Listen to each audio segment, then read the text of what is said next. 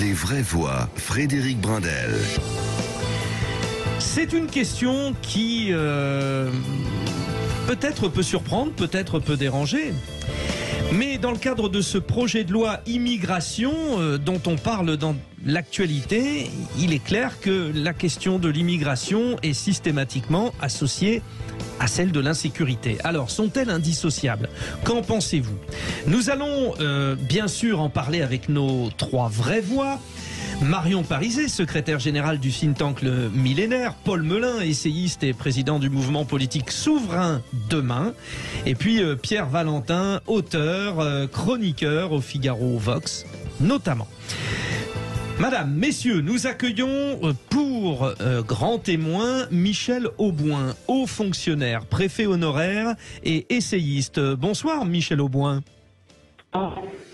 Alors, bon, on vous a assez mal entendu, mais nous allons régler la liaison. Ça tombe bien, je voulais revenir sur 2-3 déclarations importantes ce matin. Donc déjà pour vous rappeler que Gérald Darmanin, le ministre de l'Intérieur, reporte le projet de loi immigration à la demande d'Elisabeth Borne, la première ministre. L'examen de ce texte devait commencer au Sénat en octobre. Il est reporté parce qu'il doit être précédé par un grand débat. Nous avons une proposition de texte législatif, mais pour un tel sujet, 2 mois de concertation ne sont pas de trop. Une loi qui évoque des problématiques sécuritaires que le ministre porte comme un thème d'insécurité à résoudre. La gauche ne voit aucun lien entre immigration et insécurité. Le ministre, ce matin, s'expliquait sur ce clivage, droite-gauche, sur cette question. Il était chez nos confrères de CNews. Nous l'écoutons tout de suite, le ministre Gérald Darmanin. Ça arrive. Il y a des fois des petites lois des séries comme ça, mais on va me faire un petit geste, Voilà, c'est bon. Écoutons le ministre de l'Intérieur. Moi, j'ai une certaine fibre sociale économique. Je ne suis pas un libéral économique absolu. J'ai peut-être parfois des différences avec quelques-uns de l'aile droite, peut-être de ma propre majorité. Je suis de gauche quand je défends les étrangers qui doivent avoir l'asile constitutionnel. Mais je pense aussi être de gauche lorsque je dis que la personne qui se fait voler sa voiture, qui doit prendre le métro, doit être protégé. Et je pense que les gens de gauche, comme les gens de droite d'ailleurs, comme tous les Français, je pense que vos sondages récents l'ont montré, tous les Français sont du bon sens, qui consiste à dire les étrangers sont le bienvenu sur notre sol s'ils respectent les valeurs de la République, s'ils respectent la France. Paul Melun, ces propos vous concernent? Il est de gauche, alors, le ministre? Bon, en tout cas, ce qu'il dit là est assez banal, si vous voulez. Sur l'idée du lien entre immigration et délinquance, je crois qu'il faut être extrêmement, une fois n'est pas coutume, nuancé. C'est-à-dire que l'idée de dire qu'il y ait un lien de cause à effet entre une immigration de masse non contrôlée, non assimilée, non intégrée et des poches de délinquance en France, pour moi, c'est absolument indéniable. Et toute personne qui viendrait à nier cette réalité, à mon avis, s'inscrirait dans une forme de déni tout à fait mortifère. En revanche, l'exact opposé qui consisterait à dire que l'immigration engendre nécessairement la délinquance serait aussi un problème. Parce que vous ne pouvez pas, si vous voulez, réfléchir ce sujet-là sans le détail, en expliquant que derrière chaque immigré, il y aurait un potentiel délinquant. Ce serait parfaitement faux. Parce qu'il y a effectivement une immigration qui, si jamais elle est ghettoisée, non intégrée, non assimilée et extrêmement massive, peut causer une vague de délinquance dans un certain nombre de quartiers. Mais on ne peut pas laisser, si vous voulez, laisser à penser que derrière chaque personne issue de l'immigration, il pourrait y avoir un potentiel délinquant. Donc oui au lien, non à l'explication en bloc et sans détail qui dirait que l'immigration est égale nécessairement insécurité. Bon, nous constatons en tout cas que cette actualité qui concerne le projet de loi immigration amène forcément les thèmes d'insécurité et évidemment il y a des différentes façons de voir les choses. Les LFI vont vous dire « je ne pense pas et je ne veux pas que les deux thèmes soient associés ». Et puis le Rassemblement national vous dit « oui, ils sont associés. Alors, quelle a été la réponse au ministre ce matin parmi l'opposition? Écoutons Sandrine Rousseau d'Europe Écologie Les Verts. Elle était ce matin sur LCI. En fait, il n'est pas obsédé par les questions d'immigration et de sécurité. Il est obsédé par sa carrière et par le fait de se positionner pour 2027. C'est ça son projet. Et qu'il utilise l'immigration et la sécurité pour faire en sorte qu'en 2027, il soit incontournable. Eh bien, qu'on ralentisse ses ambitions ne me semble pas être un problème majeur. C'est à cause de ça, Marion Parizet, que finalement, on associe les deux, insécurité et immigration? Non, au contraire, Gérald Darmanin, d'ailleurs, s'est expliqué, ou en tout cas a donné aussi des chiffres dans ses déclarations. Il a précisé que si les étrangers représentent 7% de la population, ils représentent 19% des actes de délinquance. Et qu'à Paris et à Lyon, on attend même 39 à 48% des actes de délinquance commis par des étrangers. Donc ce n'est pas uniquement un argument massu, mais c'est effectivement basé sur des faits.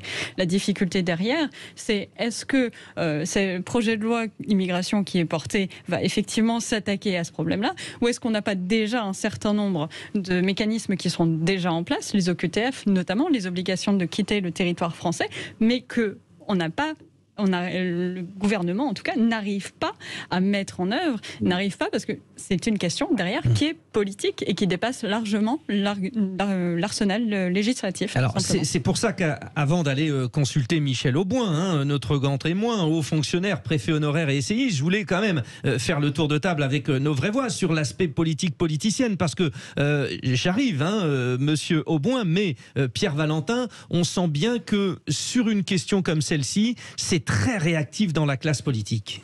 Oui, bien sûr. Alors après, là, c'est polémique d'une certaine façon, oui, mais en même temps, lorsqu'on regarde dans les sondages, c'est assez consensuel. C'est-à-dire que, par exemple, il y a eu le sondage réalisé sur l'imam, s'il fallait l'expulser ou non.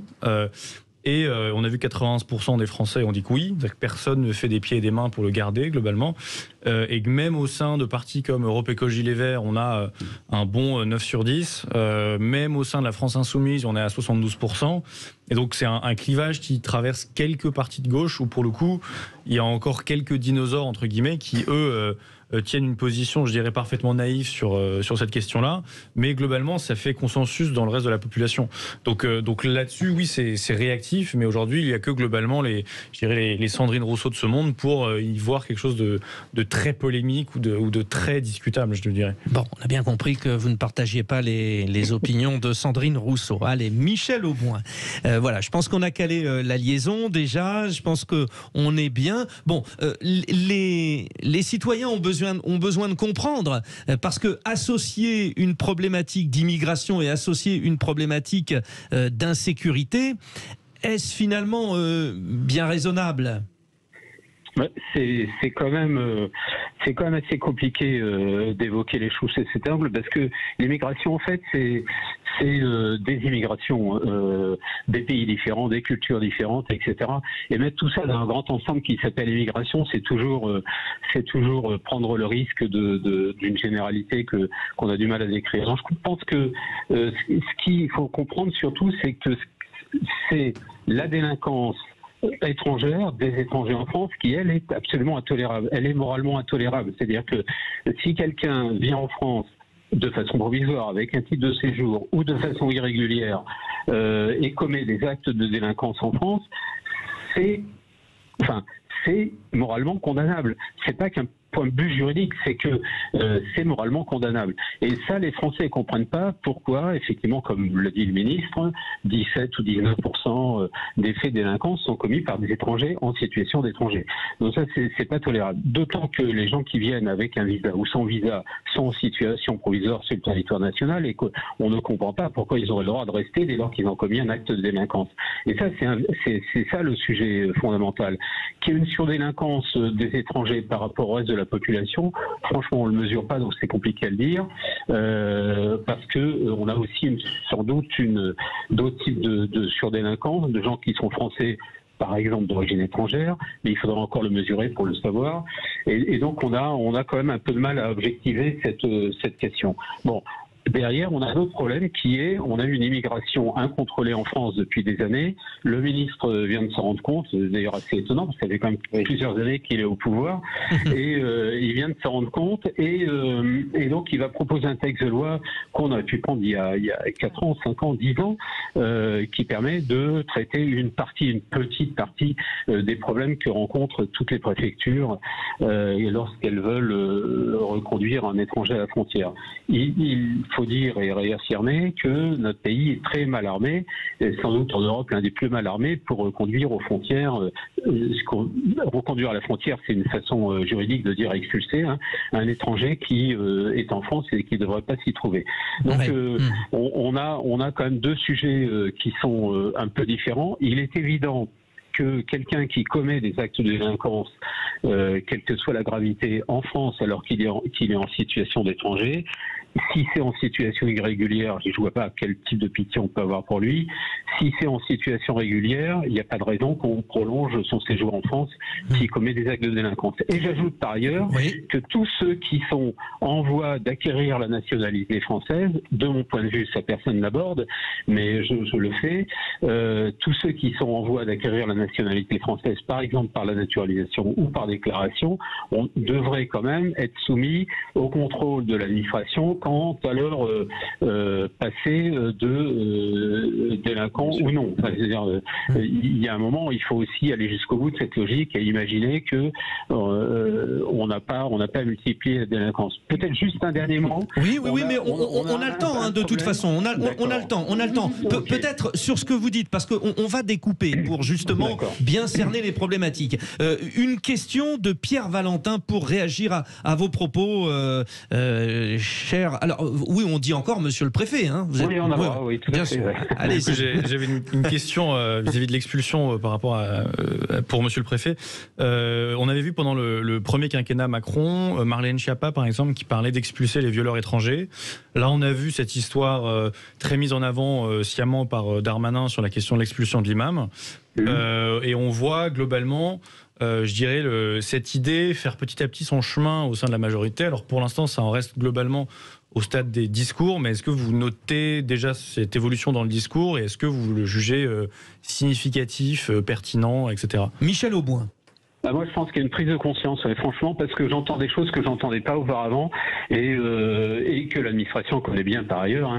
Et donc, je me dis que le ministre s'empare d'un sujet que son administration dont l'administration doit lui parler de façon régulière depuis qu'il est ministre de l'Intérieur. Je trouve que c'est quand même un grand pas en avant. Alors, je connais pas la raison, je sais pas pourquoi il y a ce revirement, mais je trouve que c'est un grand pas en avant. Après, dans les mesures qui sont proposées, évidemment, on le verra. Moi, je me félicite qu'il y ait un débat d'ailleurs. Et pour tout dire, j'espère que dans les experts de la société civile qui sont appelés à témoigner, je pourrais donner mon avis aussi, parce que d'autant que je parle au nom de beaucoup de collègues qui sont en fonction et ne peuvent pas s'exprimer. Mais on a aujourd'hui toute une série de sujets qui sont purement techniques. Alors j'en prends juste un. Avant d'être reconduit à la frontière, l'étranger doit être placé dans un centre de rétention administratif. Or, la France manque de places de rétention administrative. Alors, qu'est-ce qu'on fait en pareille situation, donc ? En pareille situation, on crée des centres de rétention administrative. Alors, pourquoi on n'en a pas ? Parce qu'on fait des bâtiments qui coûtent extrêmement cher. Et évidemment, on n'a jamais les crédits pour le faire. Donc, on fait pas de centre on fait pas de CRA. Eh bien, on prend des solutions pratiques et rapide, c'est-à-dire qu'on prend des bâtiments inoccupés, je sais pas quoi, une ancienne caserne militaire, etc. Et puis, vous savez, le CRA de Lyon, par exemple, dont on a parlé ces derniers temps, qui est toujours suroccupé, c'est en fait un ancien hôtel qui est sur la plateforme de l'aéroport de Lyon Saint-Exupéry. C'était pas vraiment fait pour ça. On en a fait un CRA. On pourrait très bien trouver des solutions rapides pour faire des CRA, des places de CRA, ce qui permettrait d'allonger un peu la durée de la rétention, puisqu'on a des durées très faibles en France, et donc de trouver des solutions pour reconduire de façon plus facile les étrangers qui ne devraient pas se trouver en France. C'est un exemple très concret. Nous continuons à évoquer ce débat. On va juste marquer une petite respiration. Je veux vous donner les premiers résultats de la consultation sur le compte Twitter Sud Radio. À la question « Est-ce qu'insécurité et immigration sont-elles indissociables ?» Vous dites oui à 75%. Nous revenons avec nos 3 vraies voix et notre grand témoin Michel Auboin, haut fonctionnaire, préfet honoraire et essayiste, pour essayer d'avancer sur cette question.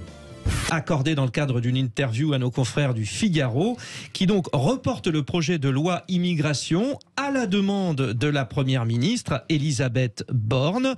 Au départ, il devait y avoir un examen de ce projet de loi au Sénat en octobre. Il sera avant précédé d'un grand débat. Nous avons une proposition de texte législatif, mais pour un tel sujet, 2 mois de concertation ne sont pas de trop. Derrière tout cela, évidemment, il y a énormément de questions sur l'insécurité qui sont associées à cette problématique d'immigration. Il était peut-être nécessaire pour les uns et les autres de prendre le temps parce que c'est déjà très tendu dans la classe politique entre le Rassemblement national d'un côté qui dit de toute façon la question sécuritaire et la question de l'immigration c'est indissociable, de l'autre les gens de gauche, notamment de la France insoumise, disent non, pas du tout, ce sont 2 questions différentes. Et c'est la question que nous vous posons. Vous continuez à donner votre avis sur le compte Twitter de Sud Radio avec cette consultation que nous avons lancée. Parmi nos vraies voix donc ce soir, Marion Parizet, secrétaire générale du think tank Le Millénaire. Vous avez une question à notre grand témoin ce soir, Michel Auboin, haut fonctionnaire, préfet honoraire et essayiste. Oui, on voit justement avec le cas de l'imam qui doit être expulsé que dans ce processus vient à chaque fois s'insérer un élément extérieur qui est la CEDH. Alors rappelez ce qu'est la CEDH. La Cour européenne des droits de l'homme, qui n'est pas une institution de l'Union européenne, mais une institution européenne au sens large, et qui a la capacité d'ailleurs de juger en fait du comportement des États et du choix de certains États. Or là, on est dans un cas typiquement où le gouvernement respecte les règles, respecte la juridiction française et où la CEDH vient remettre en question et critiquer cette application des règles. Est-ce qu'on peut encore aujourd'hui espérer maîtriser notre immigration, maîtriser aussi nos moyens qui sont déjà à disposition et qui sont inscrits, qui sont choisis par les Français parce que ce sont des moyens qui sont validés par le Parlement. Est-ce qu'on peut encore les appliquer si on ne remet pas en cause notre participation, à la CEDH? Michel Auboin. En fait, la CEDH a le droit de donner un avis parce que la France a signé un accord et une convention qui la place sous le contrôle de la CEDH, comme la plupart des pays européens d'ailleurs, y compris la Russie. Et donc, c'est normal que la CEDH exprime, alors qu'après la CEDH de temps en temps émette des avis qui nous sont assez incompréhensibles, soit. Moi, ce que j'observe, c'est quand même la plupart des pays européens qui aujourd'hui reconduisent à la frontière. Je pense au Danemark, par exemple, qui est en train de conduire une politique de contrôle de son immigration assez importante. Elle est aussi soumise à la CEDH. Ça l'empêche pas de faire. Je me demande si parfois on s'abrite pas un peu derrière les avis de la CEDH ou d'ailleurs de la Cour administrative de l'Union européenne pour éviter de prendre des décisions qu'on ne peut pas prendre tout seul, quoi. Il y a un peu de ça. Alors après, moi je pense qu'on peut faire davantage de choses. Il faut savoir à l'inverse que l'Union européenne, je ne parle pas de la CEDH, mais l'Union européenne a demandé à la France de bien vouloir allonger sa durée de rétention et que pour l'instant la France ne l'a toujours pas fait. Donc il arrive aussi que l'Europe fasse le contraire, c'est-à-dire nous incite à allonger la durée de rétention pour pouvoir reconduire plus facilement les étrangers. On n'est pas toujours dans le sens de la protection des individus contre l'État. Voilà, c'est plus. Mais vous avez raison, c'est un vrai sujet juridique.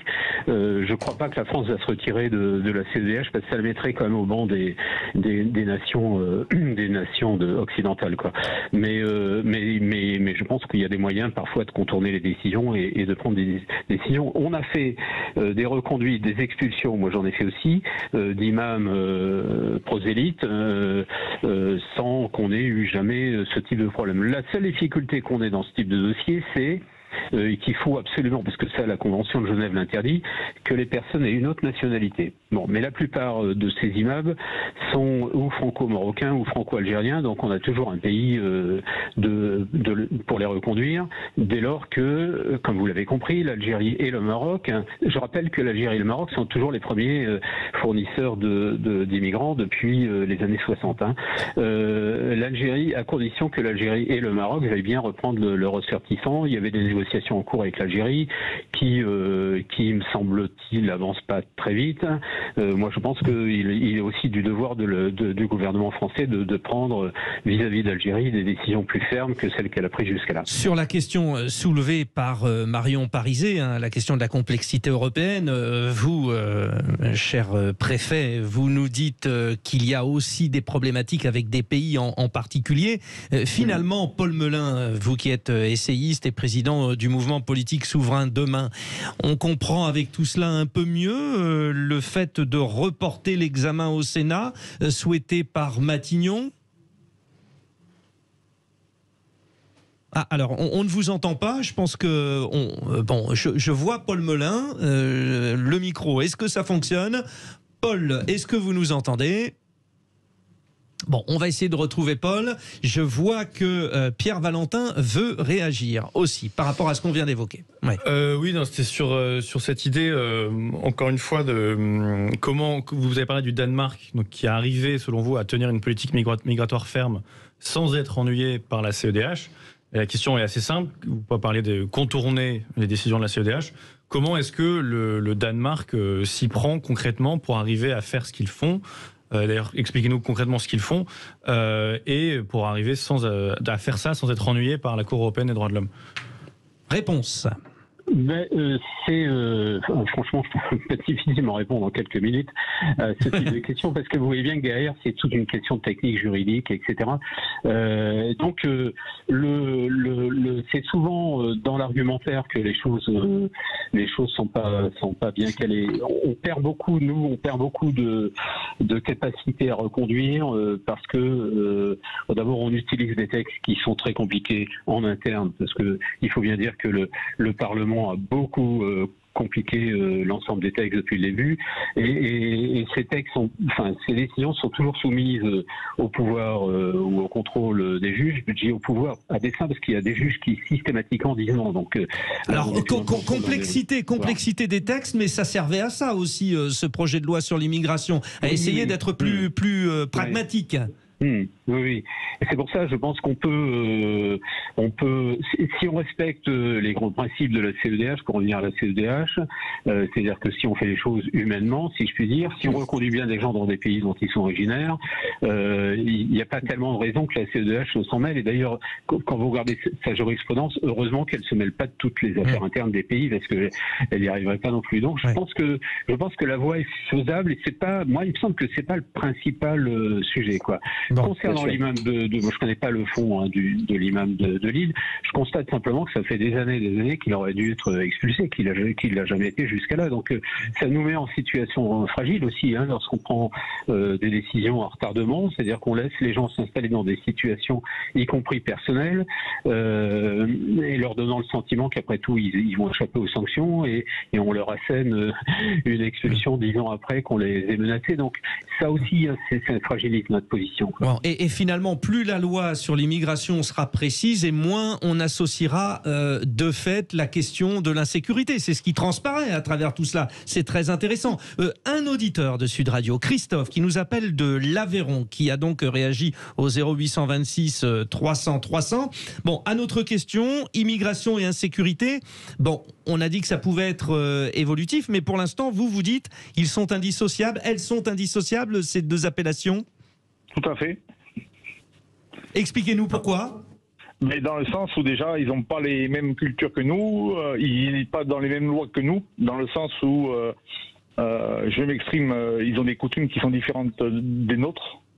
Et le problème, c'est que tout ce qui est différent fait peur. Et j'ai bien vu, là, je suis parti en vacances, par exemple, on était à la piscine du camping, il y avait des musulmanes qui se baignaient en maillot de bain complet, je ne sais plus comment ça s'appelle malheureusement. Les hijabs. Voilà. Et bien, les burkinis, pardon, les burkinis. Ouais. Et bien le problème, c'est que pour 3 personnes, qui était musulmane, etc. Mais ça a fait tout un pataquès, c'est parti en live pour 3 personnes, alors que la loi française, c'est maillot de bain pour tout le monde. Voilà, le problème, c'est que quand vous allez chez eux, parce que j'ai fait des rallyes raids, quand vous faites la loi de leur pays, eh bien, tout se passe bien. Quand vous allez quelque part, vous faites les coutumes, ce que j'appelle locales, tout simplement. Et en plus, le français, comme je vous dis, quand il fait une connerie sur la route, il ramasse de suite. Le problème, c'est que eux, ils font des bêtises. Plusieurs fois, des délinquants font des cambriolages, etc. Ils sont jamais expulsés. Et le français moyen, dont je fais partie, commence à mal le supporter. Eux, la moindre bêtise, ils ramassent, soit c'est de la prison ou alors des points sur le permis. Eux, c'est des sanctions et ils passent devant le juge, c'est pas bien, rappel à la loi et on recommence et voilà, c'est ça qui est dommage. Bon, très intéressant le témoignage de Christophe parce que il s'agit d'un ressenti de vie au quotidien. Il y a plusieurs choses. Tous les immigrés ne viennent pas de la même origine que ceux qui portent le burkini, par exemple. Mais et Paul Melun, on va conclure avec vous là-dessus. Finalement, ça montre bien la nécessité peut-être du débat qui doit précéder cette loi immigration. Absolument. Il y a un élément tout à fait fondamental, je trouve, dans le témoignage de ce monsieur qui était très intéressant. Il a parlé de différentes cultures sur le même sol et il a attribué au fait que ces différentes cultures cohabitaient mal la violence et en tout cas l'insécurité. Et il a parfaitement raison. Effectivement, différentes cultures non assimilées, non intégrées, le multiculturalisme tel qu'on le voit dans les pays anglo-saxons n'est selon moi pas compatible avec l'idéal républicain qui est celui de la France. Et effectivement, cette non-cohabitation de cultures, puisque finalement les cultures en France vivent en silo, favorise la délinquance, la violence, l'incompréhension mutuelle ou la xénophobie. Donc sous-entendu, si vous voulez, c'est une grande vague d'assimilation. Sous-entendu, effectivement, Paul, même pas sous-entendu, vous le dites clairement, la problématique d'immigration, c'est aussi la problématique d'accueil, et une fois qu'on aura réussi ça, la problématique sécuritaire viendra ensuite. Mais pour l'instant, absolument. Eh bien, ils sont liés. Merci à vous tous d'avoir réagi. Je remercie une nouvelle fois Michel Auboin, haut fonctionnaire, préfet honoraire et essayiste. Nos 3 vraies voix qui ont été parfaites ce soir. Marion Parizet, Paul Melun, Pierre Valentin. Merci à notre réalisateur Maxime Sénat. On est prêt, on arrive, il y a le journal.